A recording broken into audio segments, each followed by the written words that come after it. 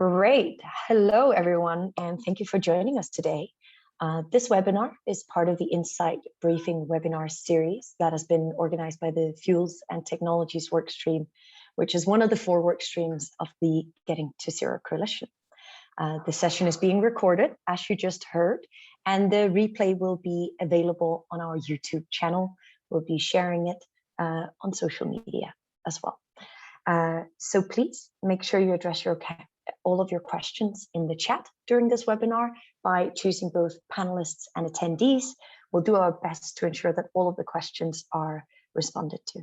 My name is Skov Christiansen. I lead the shipping emissions and ocean agenda work at the World Economic Forum, and I've been part of the Getting to Zero Coalition broader team with the Global Maritime Forum and Friends of Ocean Action since the very beginning in 2019. The work stream that this webinar is hosted under is really aimed to unpack the different fuels and technologies that draw the pathway to achieve net zero for vessels operating operating in deep sea trade routes by 2050.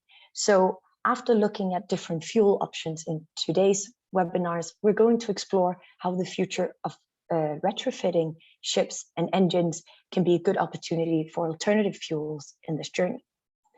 So with all of the uncertainty in the timing, both on the implementation on the very stringent regulation on GHG emissions, as well as on the clarity of technology options, it would be challenging to place a firm bet on any single option for the future of shipping decarbonization and as well retrofitting. So retrofitting can contribute very much to unlocking this pathway to flexibility and adaptability.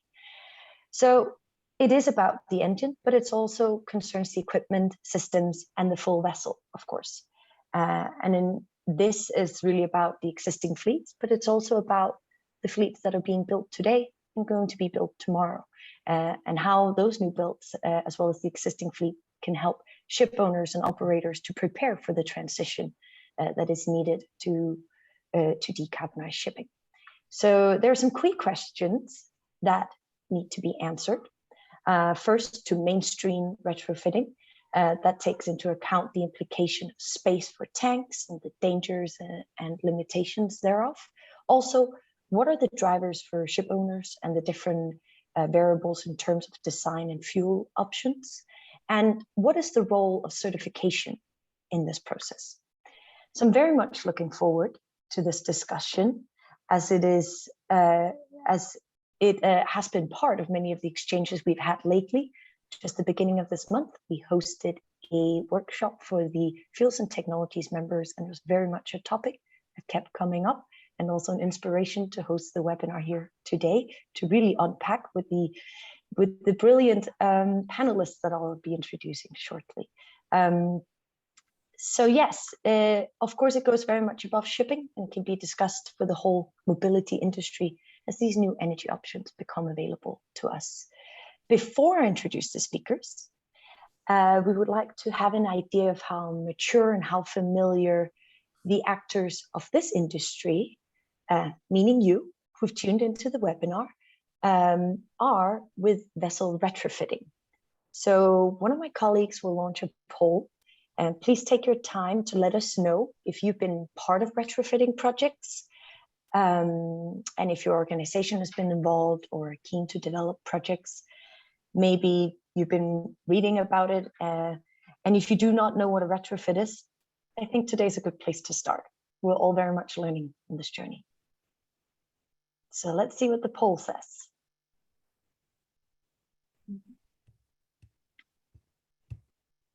Yes, we're definitely seeing a majority of people who have read and heard about it, and a few experts on the line that have been part of various projects or part of organizations that are looking into this or have projects, and also a few who are new to retrofitting. So I think that's very good. I hope that we're going to unpack and answer all the questions that you have today. Again, please feel free to post them in the chat.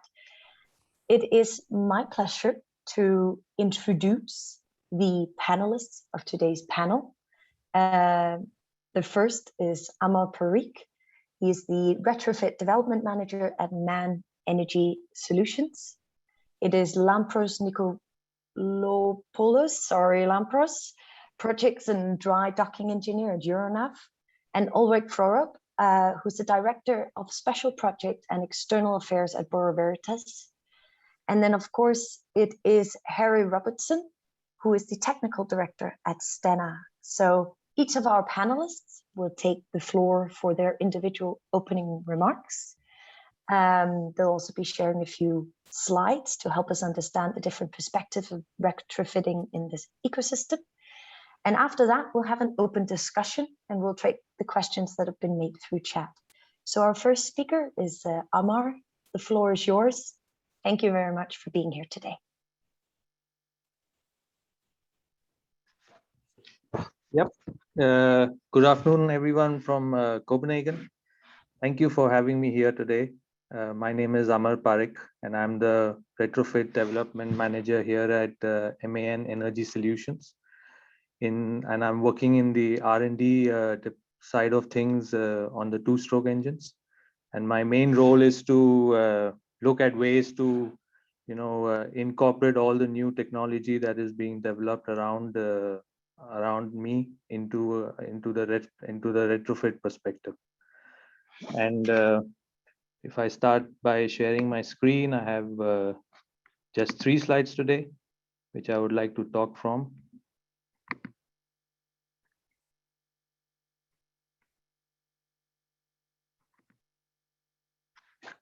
Yeah, so let's get started.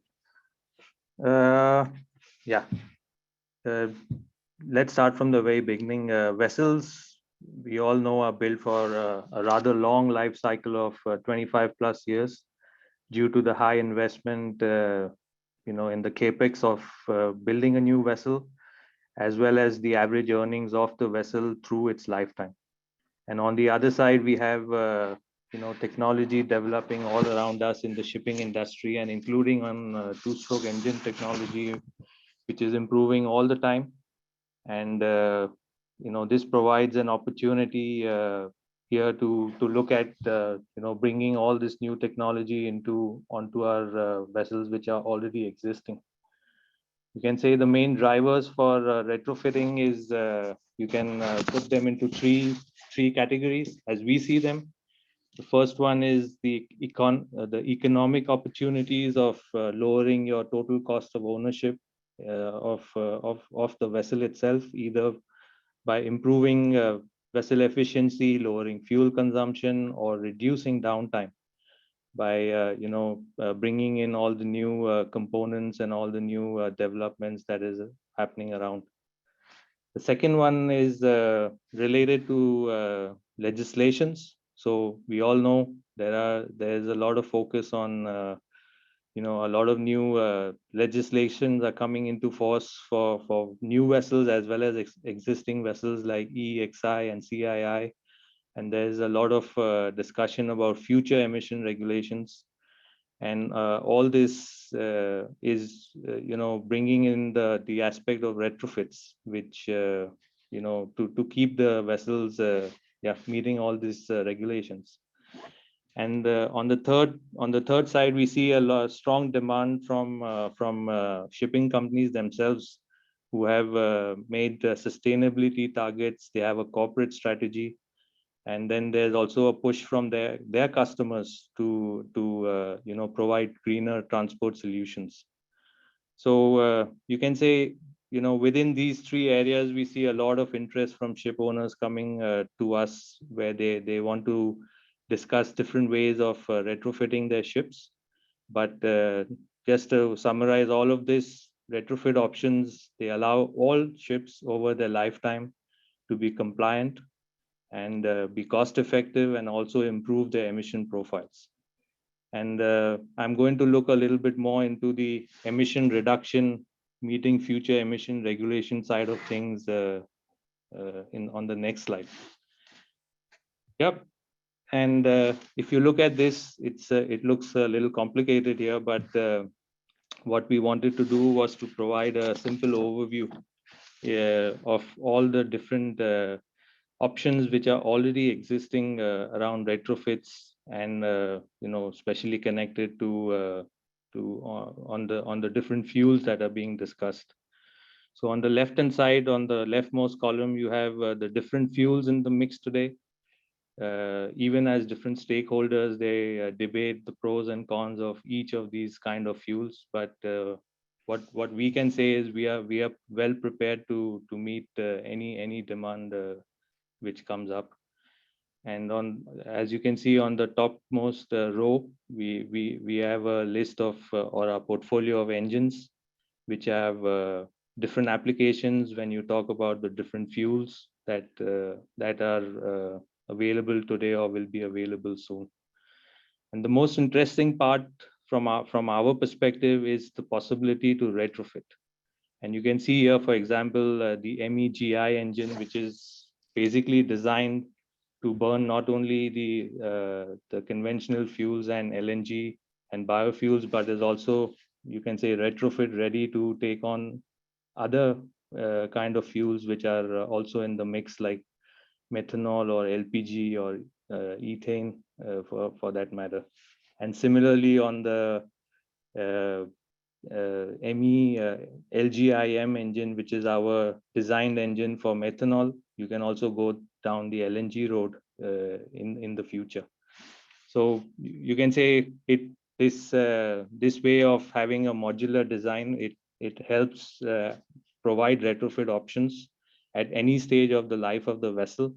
And in that way, MAN engines, they can future-proof your investment so that you are not stranded when you build a vessel or you retrofit it even for one kind of fuel. There's always an opportunity to turn a corner if that's what is required at a later stage. Yep, and then this is also a very busy slide, but I think the main message here from our side is that running engines on gas or ethanol or methanol, ethane, LPG, all this is not new. We have over 1.6 million running hours on LNG and over 100,000 hours on methanol. So from an engine designer perspective, it's not a risk that the vessel owner or the vessel operator takes by choosing to run on one of these alternate fuels. And I would also like to say that we have actually converted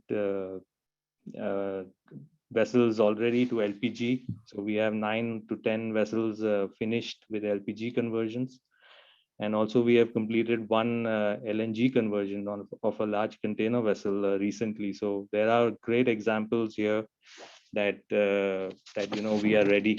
So and we have gathered good learnings, and we are well prepared to take on many more. Thank you so much, Amar. That's very comprehensive and a lot of foundation for us to go into a great discussion. I do have one follow-up question before I introduce the next speaker. And so on your second slide there was a footnote saying only 1 second fuel per retrofit. This is important in the context, of course, of dual fuel engine retrofits. So what does that really mean? Could you give us a bit of an overview in maybe 30 seconds, and we can always get back to it? Yeah, sure. That's a great question, because you can say each type of fuel requires a different underlying technology to utilize that fuel as a source of power. And when you talk about LNG vessels, for example, was methanol, then they're completely 2 different technologies. So when we talk about retrofitting to LNG, then we cannot use fuels which don't agree with that underlying technology. So there is a limitation in that sense about flexibility of fuel. Thank you so much. So our next speaker also has a few minutes to give us some top of mind. And again, I see all the questions coming in through chat, which is wonderful. But Lampros, the floor is yours.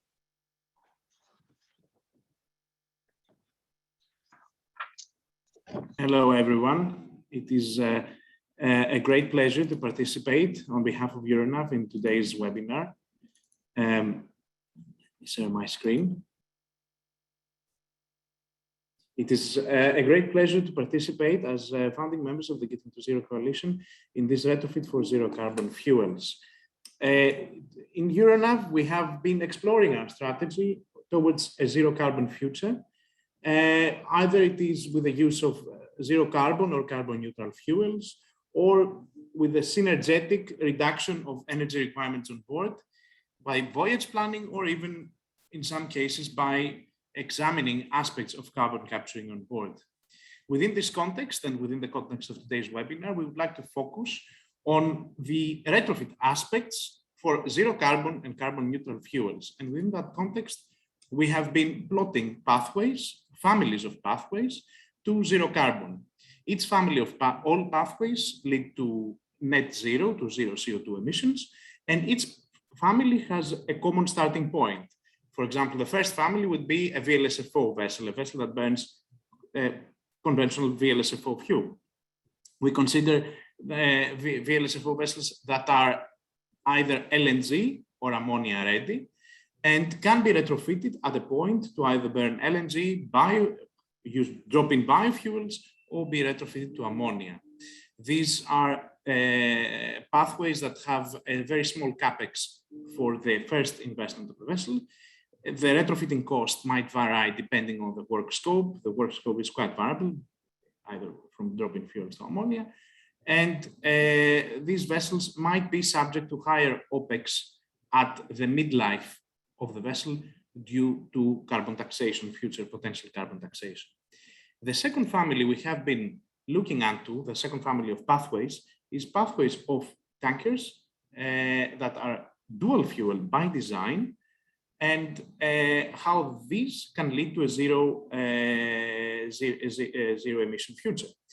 We start with LNG as a fuel, either with available dual fuel designs or with dual fuel designs that encompass ammonia ready characteristics in terms of the containment system and the fuel gas supply system.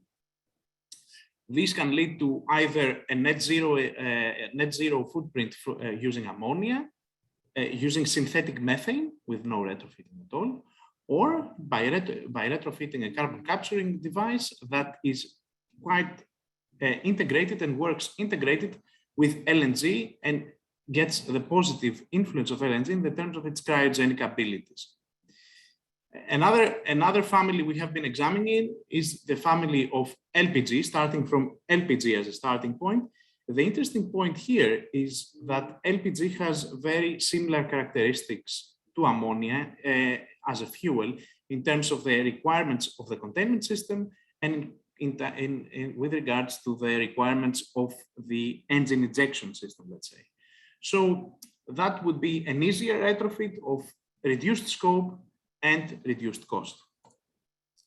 And the last pathway that we have, family of pathways that we have examined, is the methanol pathway, either by starting with a VLSFO powered vessel that is retrofitted to burn methanol, or starting with an existing methanol powered ship that will eventually shift to green methanol. At this point, we believe that within 2030, we will find ourselves, our ship owners, to make a decision, to decide what to do with our fleet. And our decision will depend on the fleet mix with regards to the technologies of the fleet by that time, as well as the age and the age profiling of our ships.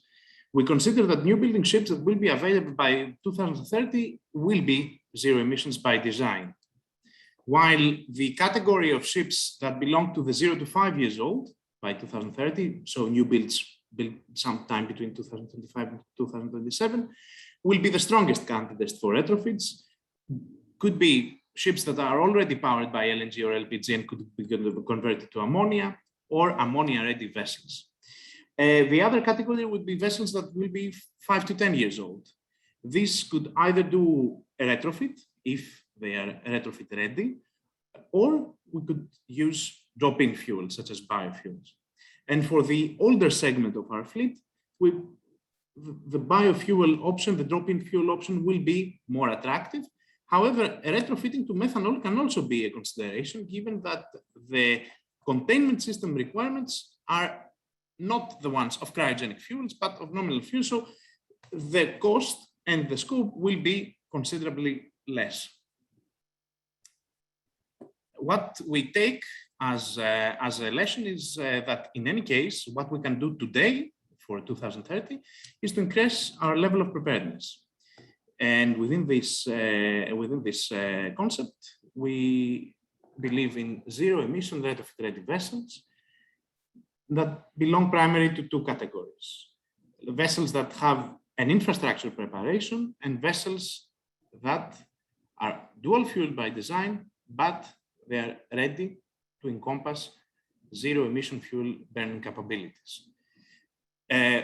For category one, we see vessels that have a containment system, a preparation for a containment system in the sense of underdeck supports, in the sense of an accommodation deck house that it might be enlarged in order to facilitate visibility aspects, and vessels that have been the study for the global strength and the trim and stability have been undertaken from the design stage.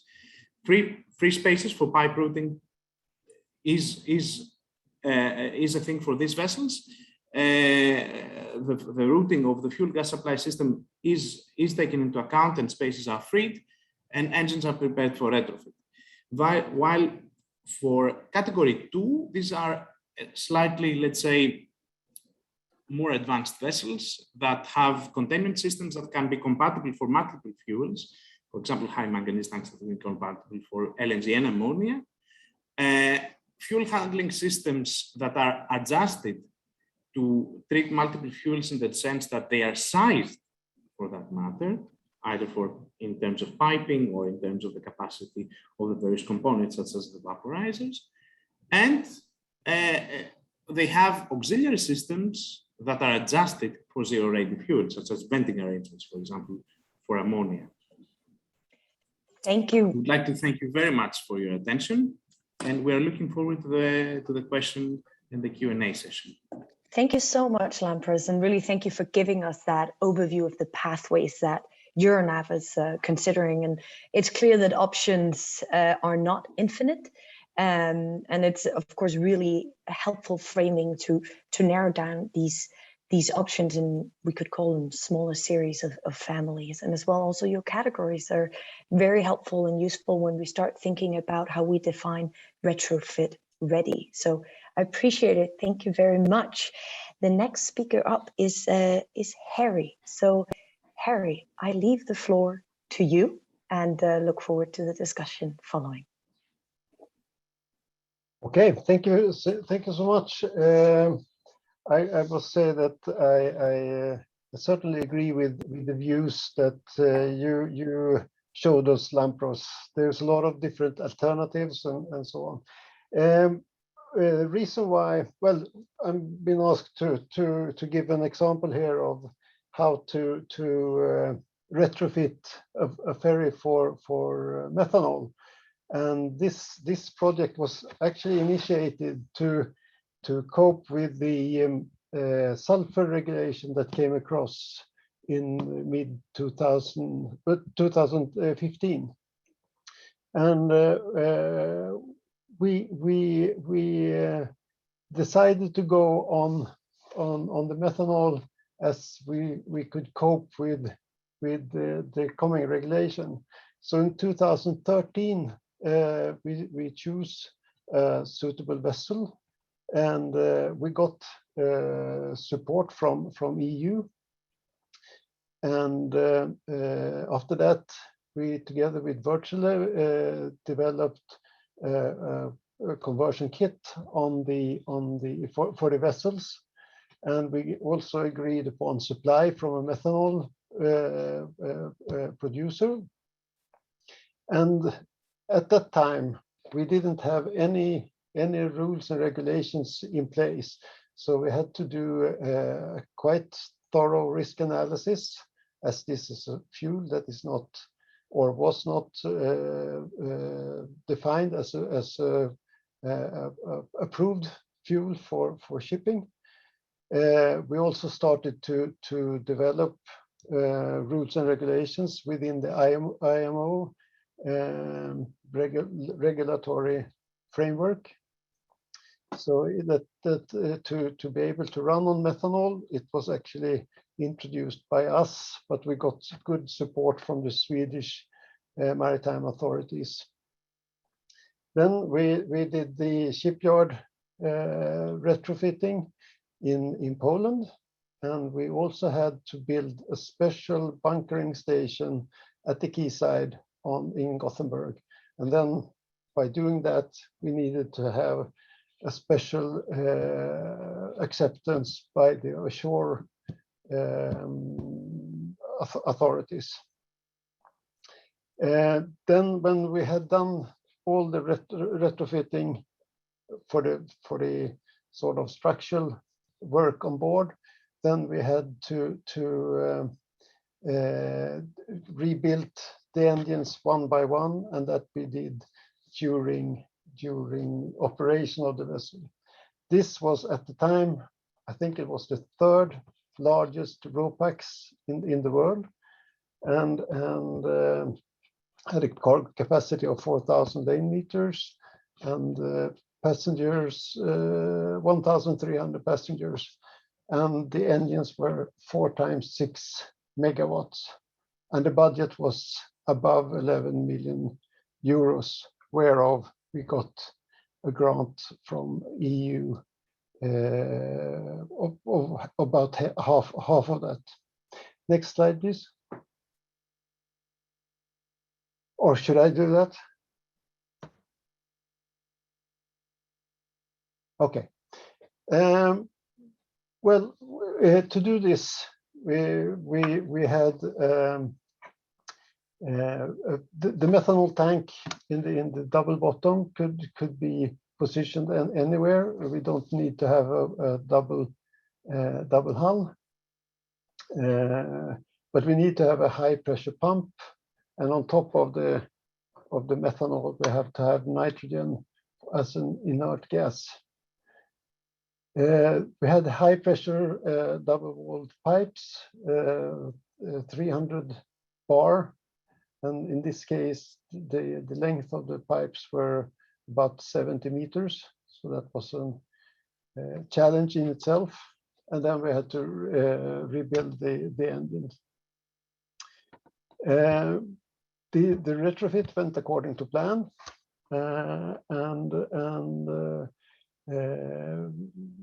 It took quite some time to get this new fuel approved. And one thing that we tend to forget when it comes to conversion or retrofitting is that the crew needs to be educated to handle this new fuel. Another thing that we became aware of was that it's hard to predict the energy prices as the methanol became energy from being a real chemical. It started to be an energy source. But all in all, we are satisfied because it technically went okay, or actually very good. Next slide, please.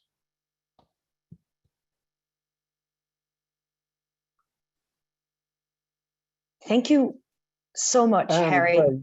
This is the conclusion, and we have been operating for more than 6 years now with methanol as a fuel, and it has been very successful. Yep, so thank you so much, Harry. Maybe that is my follow-up question, and maybe you just answered. Why did you choose methanol for this retrofit? Well, we had to cope with the sulfur regulations at the time, and this was the easiest way to do that, the most cost-efficient way to do that. Thank you. I appreciate it. We'll get back to a lot more questions that I see keep coming in the chat when we have our discussion. And last but not least, Ulrik, the floor is yours. We look forward to hearing from you.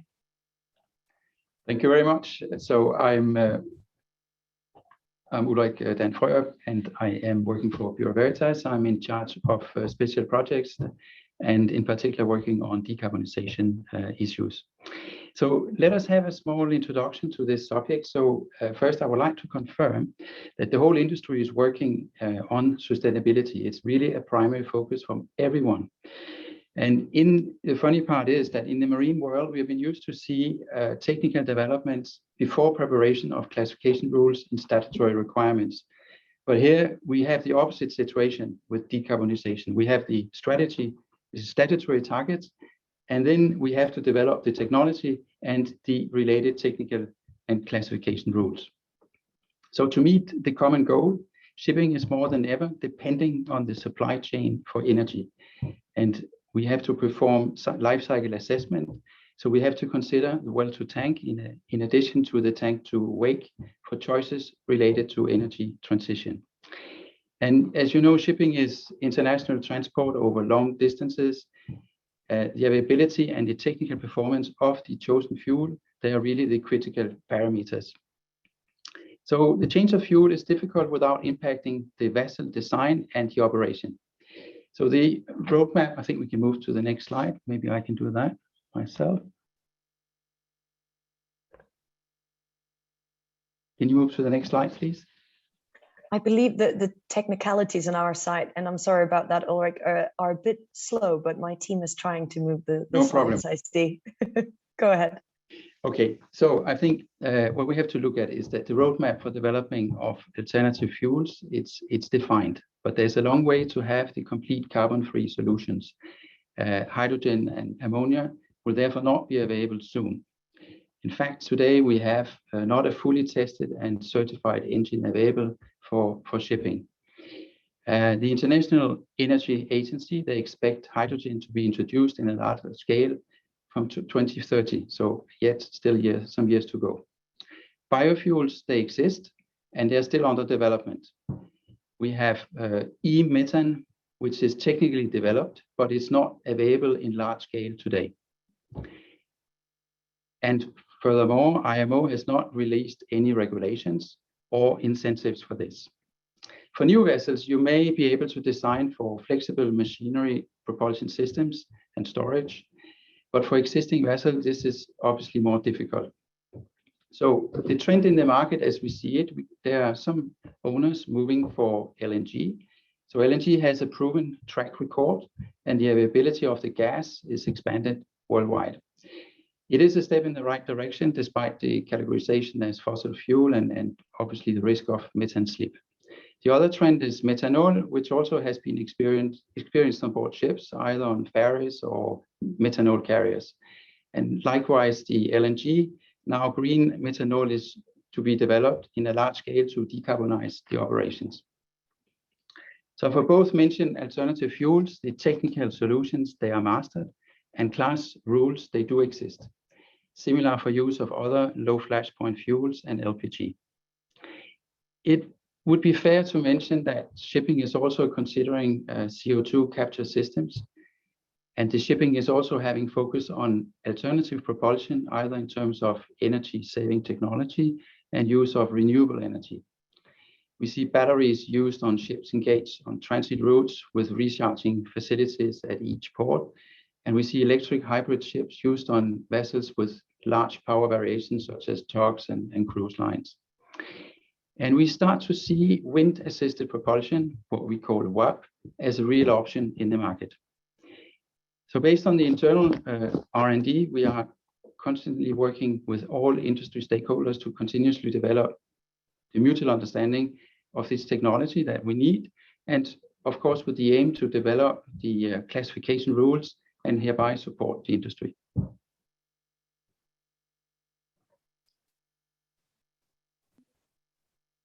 So thank you very much, Emma. Thank you so much. Thank you to all of the panelists.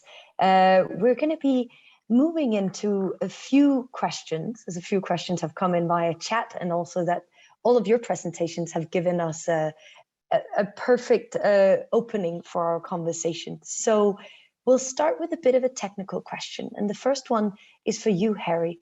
Are you using the same lubricant, so the TPEO, when operating on methanol? And it goes a little bit similar to you, Lampros, where we're really looking to see, would you be able to comment on lubricants from Euronav's perspective? So let's start our panel discussion there.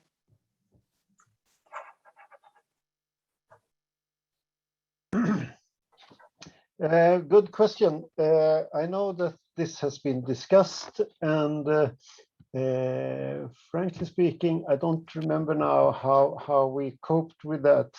I think we were thinking of using some different kind of lubricants, but I think that we managed to use ordinary lubricants for our vessel. Thank you. And Lampros, are you aware of what's being considered or looked at from Euronav's perspective? We haven't we haven't drilled through in this detail. For LNG, at least for LNG powered engines, that we have been engaging makers in the process of reviewing shipbuilding specifications. We have seen that the cylinder oil used is typically very similar to the one we use in the MEC engines, and actually it is less critical to the cylinder oil for this purpose would be solely for the purpose of lubrication and heat dissipation. It does not have to neutralize the acidic environment. It has to do in the case of VLSFO or HFO. So we still need to investigate there a lot, but this is we consider for the second stage and more detailed design stage. Absolutely. Thank you so much. So there has also been a few recent media articles mentioning the tri-fuel. And Amar, maybe this question you can start with, but will retrofits be capable of handling more than 2 fuels? Yeah, I think it kind of goes back to your original question, Emma, about this 2 kinds of fuels or what. And I think the answer lies very much in the underlying technology of the engine. So, for fuels that are okay with high pressure injection systems, for example, then you can say that engine technology can take those kind of fuels depending on what is fed to the engine. And similarly, the ones which are depending on the low pressure systems, then those fuels can be also incorporated. But of course, there is some technical challenges in the delivery of the fuel itself to the engine. And if you have so many different connections coming in, then it's basically a bowl of spaghetti on the head of the engine. So. Thank you. No, I appreciate you clarifying that. If we step back a little bit, Ulrik, I have a question for you. We talk a lot about retrofit ready. So will there be, from a class perspective, is there a need for a definition for retrofit ready? And what does that mean from a class perspective? Well, class has the role to develop the technical rules so that we can in fact assure that the safety for the unit and for the crew on board is maintained. To do that, we are working together with the engine manufacturers on all the testing, and this is the main input to develop these rules. So before we come to the test, there's the initial part where we do a design of new alternative fuels, and then we issue typically tentative rules, which we're using to issue certification kind of ammonia ready or new fuel ready, so that we take into account that the operator and the owner of the vessel has invested and has already installed necessary equipment to take into account the switch to a fuel at a later time. Thank you. So I have a question, Lampros, for you around how a ship owner can decide which ship should be retrofitted, and really at which point of its life, and then again with what kind of fuel. You'll see I add that to a lot of questions, but really talk us maybe a little bit through how we look at the time frame of existing vessels, existing life of a vessel and the retrofitting as well as designing for the future, if you don't mind? How do you assess that from your perspective? First of all, it depends on the trade of the vessel and the type of the vessel. For tankers in particular, where we have also limitations on the commercial life by trading with oil majors, this plays a significant role for deciding the timing of the retrofit. So the projected life expectancy of the ship is one of the first criteria we use. Also, the fuel consumption, in case of higher consumers, a retrofit might make more sense, especially in view of increased carbon taxation in the future. The readiness characteristics of a ship, of course, play an important role. As Euronav, we made sure to place contracts over the past years to have a mix of LNG-ready vessels and ammonia-ready vessels in our fleet for the coming years. The maturity of available options and the fuel market for each option is a key consideration for us as well. And lastly, funding opportunities. The cutoff point which considered for the retrofit can be dictated by the actual ship performance and the attained carbon intensity index and AER. So we can project, we believe that ship owners now are in a position to project when to do retrofit. Thank you so much. And Harry, I know this is a question that also relates to you. I wonder if you'd like to comment as well on how the decisions around retrofit are made from a ship owner perspective. Well, we are evaluating all different fuels and possibilities, and what we lack actually is a view on the complete sort of climate perspective. Some players just look at carbon dioxide. Sometimes it's just sulfur, but we need to look at the whole spectrum. So we are a little bit hesitant for the time being for ammonia, because that's much worse than carbon dioxide for a climate perspective. So that's but we are evaluating, and our focus now for the ferries are electrification on the shorter routes up to 50 to 100 nautical miles. So we have said that 2030 we will have 2 battery-driven ferries on the water. But we also think that methanol is one of the alternative fuels for the future, and then you can put whatever color you like on that, if it's blue or green and so on. So that's our view. Thank you so much. Yeah, no, absolutely. Appreciate it. So Amar, appreciate your presentation, of course. And so a recent retrofit to a container vessel costs around US $33 million, right? So what's the payback period for this type of installation, and what incentives exist for ship owner to undertake this activity, now that we're talking about the decision making for retrofits? Really want to get into a little bit on this payback. Yeah, I know it's a, yeah, you can say it's the underlying question for any retrofit, in that sense that, you know, how does the ship owner, you know, get you can say the benefits back. And yeah, I have to say that I don't have the full picture of, you know, building business cases on from the ship owner side, but I do believe that there is a, you know, the consideration of you know, operating patterns and fuel prices and all these things. And from the cost side, you have, of course, the conversion cost of the engine and the, you know, you can say the hardware, but also you have to include your costs for the yard stay, that, you know, for a couple of months your vessel will be out of action. And you you can say the cost of losing business, if you want to call it that, for that couple of months. So it is a, you can say, it needs a lot of input to determine on the payback periods and things like that.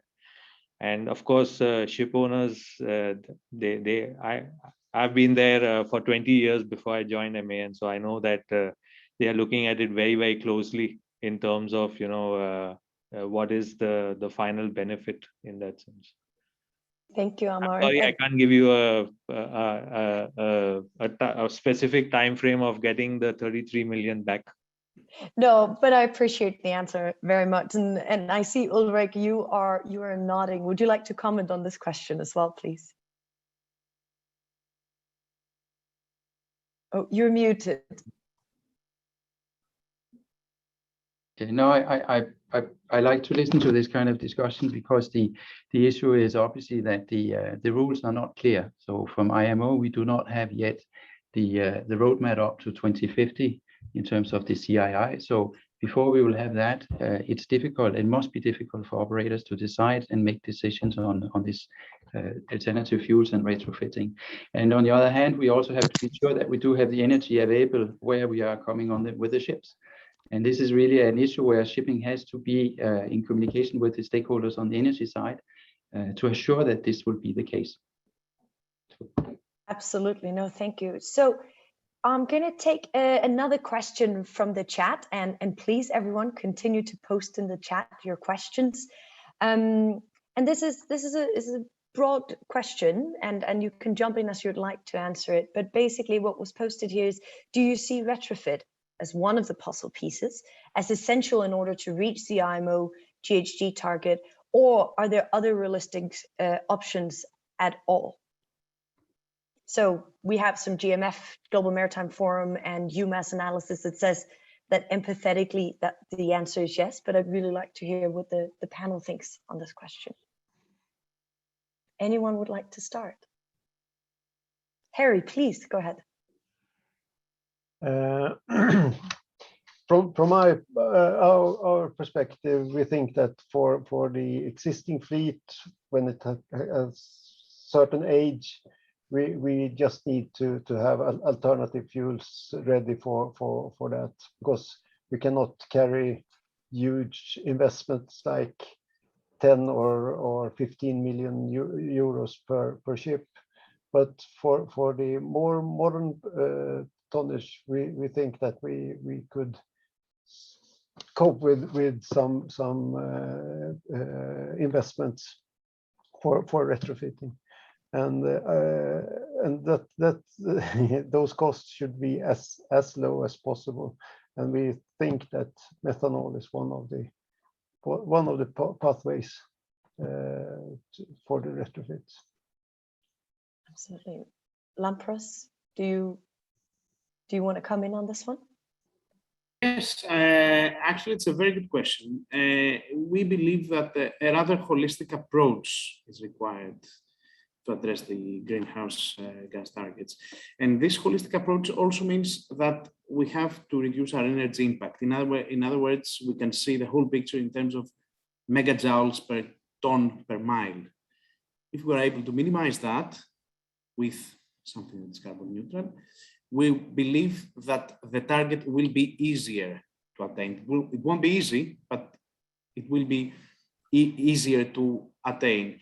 And what we believe, apart from fleet renewal, is that for new builds, it is essential that the characteristics of the zero carbon fuels and of the retrofits will be integrated in their design, and the design will be, let's say, methanol-based designs, ammonia-based designs. And this, we need the shipyard support for that. There will not be designs of HFO that have also the capability of burning methanol or ammonia or LNG. That is our point, that we can get rid of unnecessary equipment. We can get rid of the unnecessary equipment energy impact to the vessel from an optimization at the preliminary design stage.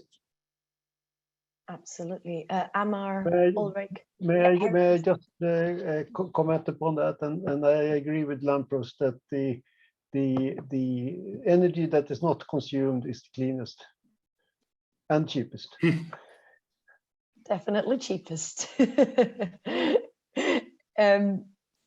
Any other comments on the specific question? Yeah. No, I think it's a very you can say the question is very relevant, and from our perspective, or at least what we have discussed here internally, is that we do believe that the emission regulations will get much tighter and in a very fast pace. And I don't think that the ship replacement cycle will keep up with this emission tightening around the world, actually. And you will be left with stranded assets if you don't retrofit.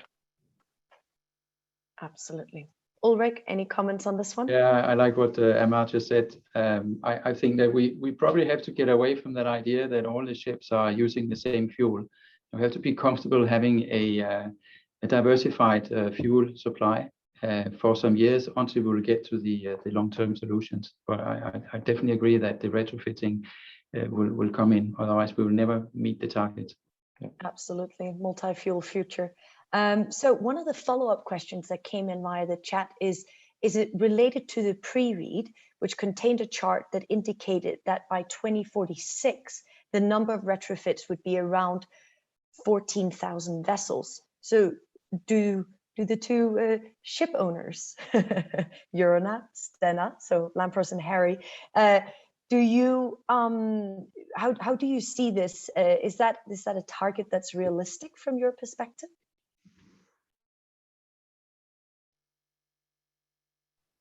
You and I, or I start on this. Well, we do need to do what's asked of us and required. But everyone needs to know that it's actually not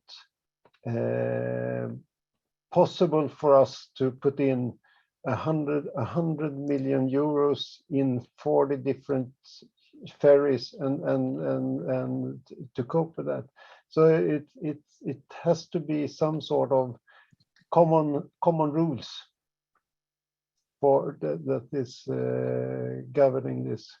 Because if everyone has to adhere to these rules and regulations, then things start to happen.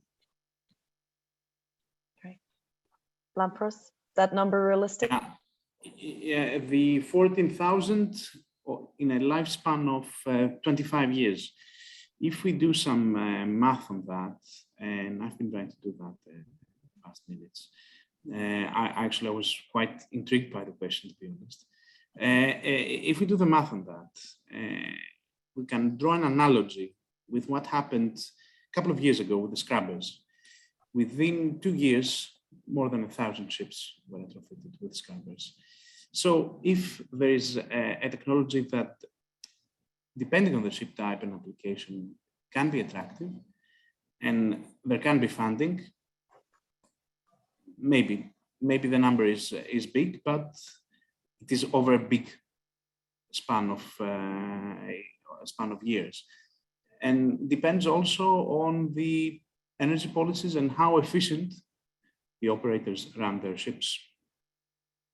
Absolutely, thank you. I appreciate that. So, second to last, a question mainly directed at you, Amar and Ulrik, is really, what are some of the bottlenecks that you see to retrofitting that should be highlighted? Ulrik, I'll put it to you first. You're muted. No, I think we just had one is the number of shipyards and the hands to do the retrofitting, because that has to be optimized so that the vessels will not be stopped for unnecessary long period. The solutions have to be well prepared. So there is we need to be sure that there is enough hands at the yards and also the consultants to prepare for these retrofitting. So I think the bottleneck will definitely be there. Yeah. Amar, do you have a take on that? Yeah, I think there are many things that come to mind, but you can say first and foremost is the fuel availability itself. There is no fuel for people to burn, even if they retrofit. But yeah, that's not something that can be solved within this panel. But you can say that there is also from our perspective, there is a high cost right now on retrofits due to you can say all the hard work is done for the first retrofit, and that means all the resources and money goes into the first one, and there is a need to incentivize the first movers here. I think that is a big challenge that can really drive retrofits. If there is a good incentive for the first movers, then I think there will be lot more retrofits happening. Absolutely. You very much make a good introduction to my last question and closing question. I'll ask each of you to keep it to 30 seconds and give your answer before we close this session. But it really is around what is the one thing from each of you that we can do to accelerate the retrofit process. Harry, I'll start with you. Go Lampros, Amar, and then Ulrik before we close out this session. I think we need to have a common view on what is fuels for the future, so we're not running into dead ends. We need to understand that the investment we do is for the future. Absolutely. Thank you. Lampros?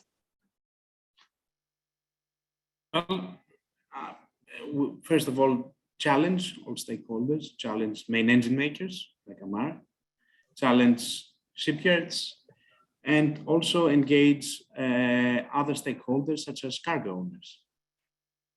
Right. Thank you. Appreciate it. Amar?